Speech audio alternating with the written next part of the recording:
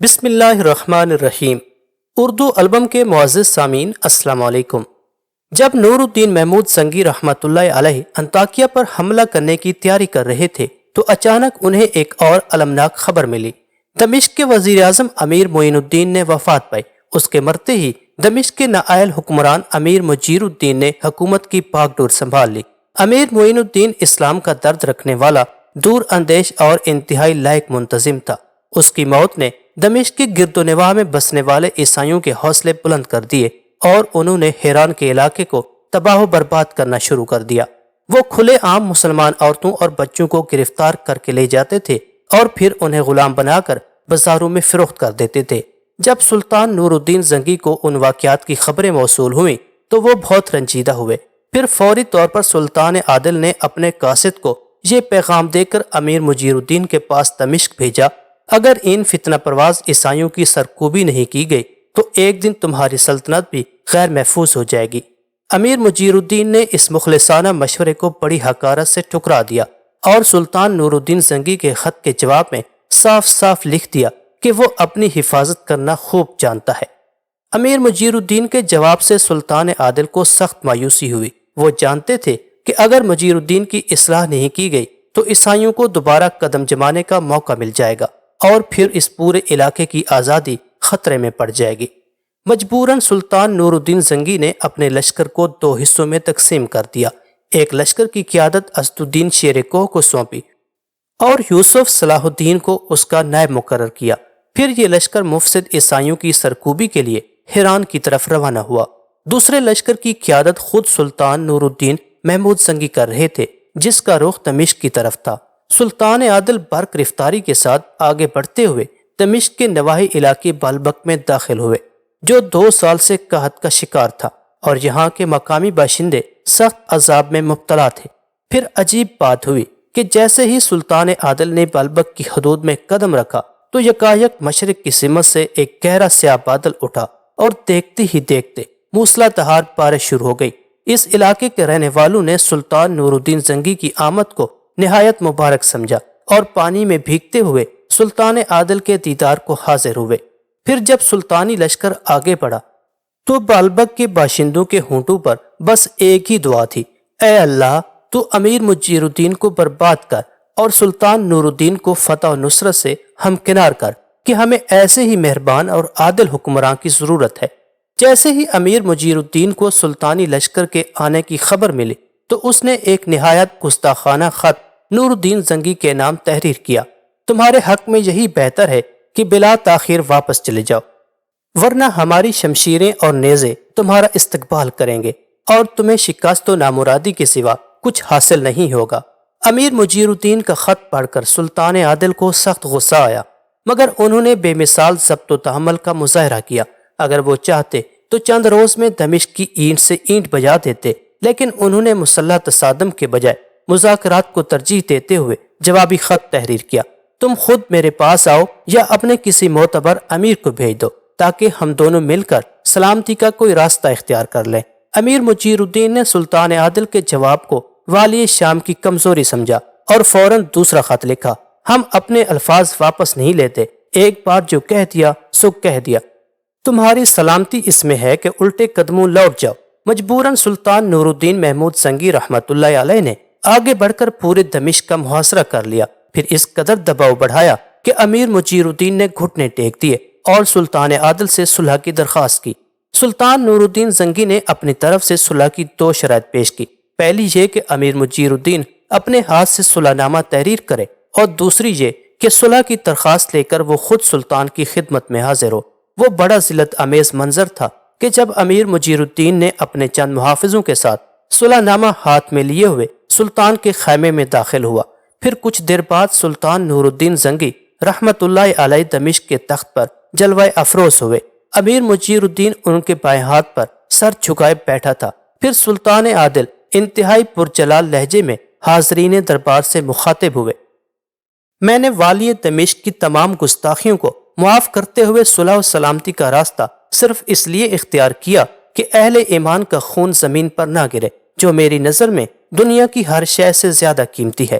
اس کے بعد سلطان نور الدین زنگی اور امیر مجیر الدین کے درمیان مندرجہ ذیل معاہدہ طے پایا، جس کے مطابق جامع دمشق میں خلیفہ بغداد اور سلطان مسعود سلجوقی کے ناموں کے بعد خطبوں میں سلطان نور الدین محمود زنگی رحمۃ اللہ علیہ کا نام بھی پڑھا جائے گا۔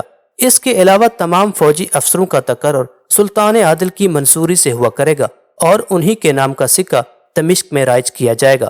صرف مالی انتظامات امیر مجیر الدین کے پاس رہیں گے۔ اس معاہدے کے بعد سلطان نور الدین محمود زنگی خون کا ایک قطرہ بہائے بغیر حلب واپس آ گئے۔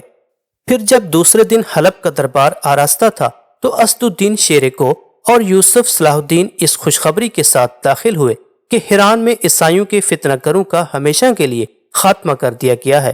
یہ اتنی بڑی خبر تھی کہ سلطان عادل شدت جذبات میں تخت سے نیچے اتر آئے اور والہانہ انداز میں اسد الدین شیر کوہ کی پیشانی کو بوسہ دیا، پھر یوسف صلاح الدین کے ماتھے کو چوما جہاں شمشیر کے کئی زخم نمایاں تھے۔ سلطان نور الدین محمود زنگی رحمت اللہ علیہ نے بڑے جذب و کیف کے عالم میں کہا، معزز و سربلند وہ پیشانی ہے جو حق کے راستے میں کھائے ہوئے زخموں سے سجائی جائے۔ یوسف صلاح الدین کا یہ دوسرا جنگی کارنامہ تھا۔ ہیران کے عیسائیوں کا خاتمہ کرنے میں یوسف صلاح الدین نے اپنے چچا اسد الدین شیر کوہ کے ساتھ مل کر جو کارنامہ انجام دیا تھا، اس نے یوسف صلاح الدین کو سلطان نور الدین محمود زنگی کی نگاہ میں عزیز تر بنا دیا تھا۔ انصاف پسند معزز درباری امراء جن کے سینے جذبات حسد سے پاک تھے، وہ بھی یہ اعتراف کرنے پر مجبور ہو گئے تھے کہ سلطان عادل کا انتخاب درست تھا۔ یوسف کا باپ نجم الدین ایوب بھی بہت خوش تھا، مگر کبھی کبھی اس زمانے کو یاد کر کے دل ہی دل میں شرمندہ ہو جاتا تھا جب وہ یوسف یعنی صلاح الدین کی پیدائش کو منحوس سمجھتا تھا، اور اب وہی منحوس بچہ اپنے باپ کے لیے مبارک ثابت ہوتا جا رہا تھا۔ دمشق سے حلب پہنچنے کے بعد یوسف یعنی صلاح الدین سب سے پہلے اپنی والدہ محترمہ زبیدہ کی قدم بوسی کو حاضر ہوا، پھر بے شمار دعاؤں کے سائے میں اپنے استاد گرامی قاضی ابن ارسون کی درسگاہ میں حاضر ہوا۔ اس وقت قاضی صاحب چند علم دوست معززین شہر کے ساتھ اپنی مسند پر تشریف فرما تھے۔ جیسے ہی یوسف صلاح الدین درسگاہ میں داخل ہوئے، قاضی ابن ارسون اپنی نشست پر کھڑے ہو گئے۔ حاضرین درسگاہ کے لیے قاضی صاحب کا یہ عمل شدید حیرت کا سبب تھا۔ قاضی ابن ارسون سلطان نور الدین محمود زنگی رحمت اللہ علیہ کے علاوہ بڑی سے بڑی شخصیت کے احترام میں کھڑے نہیں ہوتے تھے۔ خود یوسف یعنی صلاح الدین کو بھی اپنے استاد گرامی کے اس انداز پر بڑا تعجب تھا۔ قاضی ابن ارسون بڑے والہانہ انداز میں اپنے شاگرد سے ملے، پہلے یوسف یعنی صلاح الدین کو گلے لگایا، پھر اس کی کشادہ پیشانی کو جن پر زخموں کے کئی نشانات تھے محبت آمیز نظروں سے دیکھتے رہے، پھر یوسف یعنی صلاح الدین کے ماتھے کو بوسہ دیتے ہوئے فرمایا، سبحان اللہ، کیسا نور ہے جو اس درسگاہ کے بام و در کو روشن کر رہا ہے۔ پھر یوسف یعنی صلاح الدین کو مسند پر اپنے قریب بٹھایا اور حاضرین مجلس کو نہایت رقت انگیز لہجے میں مخاطب کرتے ہوئے کہا، میں اپنے شاگرد یوسف کے لیے نہیں، ایک مرد مجاہد کے احترام میں کھڑا ہوا تھا۔ ہم لوگ تو گوشہ نشیں ہیں جو کتابوں کے اوراق الٹتے رہتے ہیں، اور یہ مجاہدین کفار کی صفوں کو الٹتے رہتے ہیں، دونوں کاموں میں بڑا فرق ہے۔ یہ کہہ کر قاضی ابن ارسون نے حاضرین درسگاہ کو سرور کونین حضور اکرم صلی اللہ علیہ وسلم کی ایک حدیث مبارکہ سنائی، جس کا کم و بیش مفہوم کچھ اس طرح سے ہے، اسلامی سلطنت کی سرحدوں کی حفاظت میں پہرہ دینے والے مرد مجاہد کی ایک رات گوشہ نشین زاہدوں کی 100 سالہ عبادت سے بہتر ہے۔ قاضی ابن ارسون کی خدمت میں حاضری دینے کے بعد یوسف یعنی صلاح الدین اس حجرے میں پہنچا جہاں شاریہ دن رات عبادت اور تلاوت میں مصروف رہتی تھی۔ یوسف یعنی صلاح الدین نے دروازے پر دستک دی۔ شاریہ اس وقت اپنے فرشی بستر پر دراز تھی۔ یہ فرشی بستر ایک چٹائی اور دری پر مشتمل تھا۔ دستک کی آواز سن کر شاریہ چونکی اور اٹھ کر بیٹھ گئی۔ شاریہ کے چونکنے کی وجہ یہ تھی کہ مدرسے میں صرف ایک بوڑھی عورت تھی جو شاریہ کے کمرے میں بغیر اجازت آیا جایا کرتی تھی۔ پھر دستک دینے والا کون تھا؟ شاریہ عجیب سی الجھن میں مبتلا تھی۔ اس دوران میں دوسری دستک ہوئی۔ شاریہ نے گھبرا کر پوچھا، کون؟ باہر سے ایک مانوس آواز سنائی دی، یوسف۔ شاریہ کا چہرہ مسرت سے کھل اٹھا۔ اس نے بدحواسی کے عالم میں اپنے سر پر چادر ڈالی اور تیزی سے اٹھ کر دروازہ کھول دیا۔ سامنے یوسف یعنی صلاح الدین کھڑا تھا۔ شاریہ کچھ دیر کے لیے اپنے گرد و پیش سے بے خبر ہو گئی۔ یوسف نے بڑی حیرت سے شاریہ کے چہرے کو دیکھا۔ کثرت ریاضت سے اس کا سرخ و سفید رنگ زردی مائل ہو چکا تھا۔ شاریہ، میں یوسف ہوں، کیا تم مجھے پہچانی نہیں؟ یوسف صلاح الدین نے شاریہ کو مخاطب کیا۔ یوسف کی آواز سے شاریہ کے سکوت و حیرت کی کیفیت زائل ہو گئی۔ پھر اس نے بڑی سرشاری کے نتیجے میں کہا، حق تعالیٰ کا لاکھ لاکھ شکر ہے کہ ایک بار پھر تمہیں اپنی نظروں کے سامنے پا رہی ہوں۔ یہ کہہ کر شاریہ نے راستہ چھوڑ دیا۔ یوسف صلاح الدین کمرے کے اندر داخل ہو گیا۔ شاریہ نے دروازہ بند کر دیا، پھر اپنے معمولی بستر کی طرف اشارہ کرتے ہوئے بولی، بیٹھ جاؤ یوسف، اگرچہ یہ بستر تمہارے جیسے شہنشاہ کے شایان شان نہیں ہے، لیکن کیا کروں کہ اس غریب کنیز کے پاس اس سے زیادہ کچھ نہیں ہے، اور یہ بھی استاد گرامی کا صدقہ ہے۔ شاریہ کے لہجے سے ندامت کے ساتھ بے کسی بھی جھلک رہی تھی۔ یوسف صلاح الدین کے دل پر چوٹ سی لگی۔ عشق نے شاریہ کو کیا سے کیا بنا دیا تھا۔ تمہارا یہ معمولی بوریا ان ریشمی مسندوں سے کہیں بہتر ہے جنہیں دنیا داری کی چادروں اور منافقوں کے تکیوں سے آراستہ کیا جاتا ہے۔ یہ کہتے ہوئے یوسف صلاح الدین شاریہ کے فرشی بستر پر بیٹھ گیا۔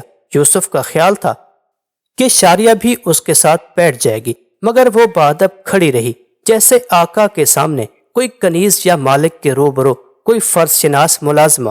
تم بھی بیٹھ جاؤ، یوسف نے شاریہ کو مخاطب کرتے ہوئے کہا۔ ایک شہنشاہ کے سامنے کنیز کس طرح بیٹھ سکتی ہے؟ شاریہ کے لہجے سے عجیب سی سرشاری تھی، مگر اس سرشاری میں ہوس کی آمیزش نہیں تھی، بس جان نثاری ہی جان نثاری تھی۔ میں تو ایک معمولی سپاہی کے سوا کچھ بھی نہیں، یوسف یعنی صلاح الدین نے انتہائی سادگی کے ساتھ جواب دیا، مگر شاریہ کے اس طرز عمل کے سامنے وہ خود کو بڑا عجیب سا محسوس کر رہا تھا۔ لیکن میرے لیے تو ایک شہنشاہ سے بھی زیادہ ہے۔ شاریہ کے لہجے سے انتہائی عاجزی جھلک رہی تھی۔ شاریہ، تم جس استاد کی شاگرد ہو انہی کا یہ کہنا ہے کہ اسلام میں مساوات ہے، کوئی آقا اور غلام نہیں۔ یوسف صلاح الدین نے نہایت پرسوز لہجے میں کہا اور اٹھ کھڑا ہوا۔ میں تمہیں زحمت دینے نہیں آیا ہوں، اگر تم نہیں بیٹھ سکتی تو پھر میں بھی کھڑا رہتا ہوں۔ تم نے اجازت دے دی تو میں بھی بیٹھ جاؤں گا، شاریہ نے مسکراتے ہوئے کہا۔ میں تو تمہارے حکم کی پابند ہوں۔ پھر یوسف یعنی صلاح الدین کے ساتھ شاریہ بھی بیٹھ گئی۔ اس کی نظریں مستقل یوسف کے چہرے پر مرکوز تھیں۔ پھر اچانک اس کی آنکھوں سے آنسو بہنے لگے۔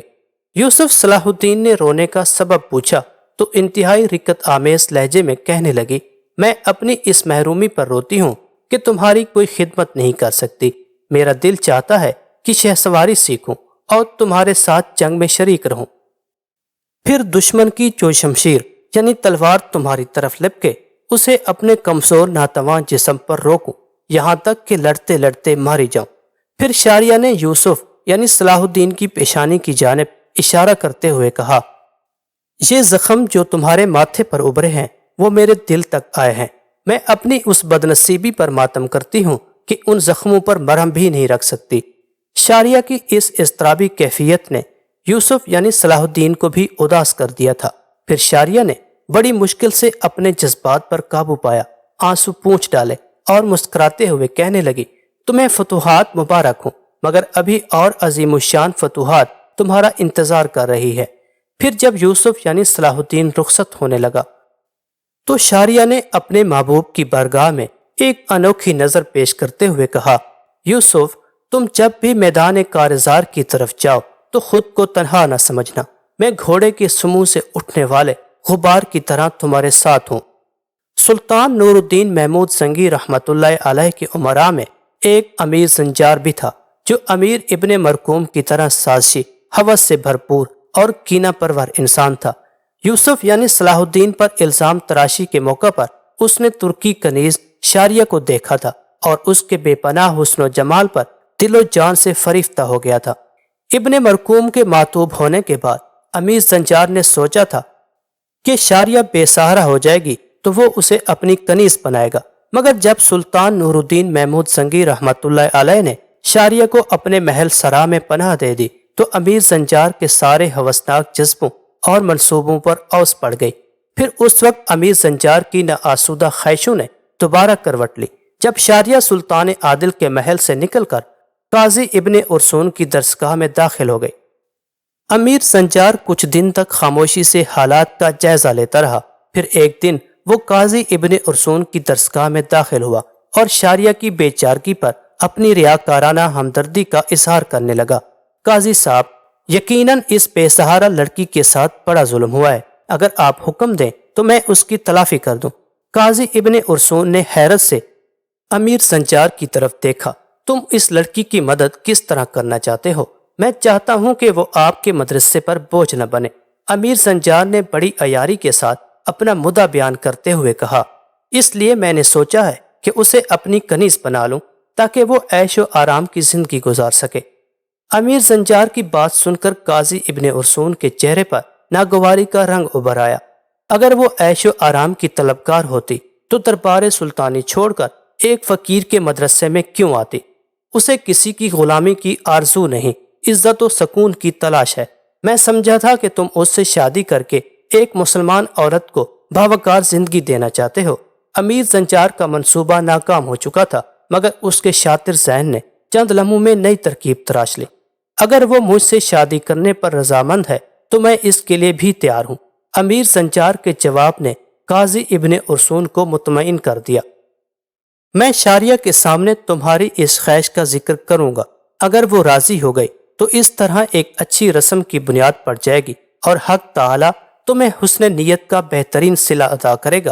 امیر سنجار کو یقین تھا کہ ترکی کنیز اس شادی کی پیشکش کے جواب میں اس قدر خوش ہوگی کہ وہ اپنا سر اس کے قدموں پر رکھ دے گی، اور پھر یکایک ایک شیطانی مسکراہٹ امیر سنجار کے ہونٹوں پر ابھر آئی۔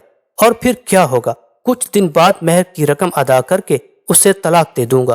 امیر سنجار نے خود کلامی کے انداز میں کہا۔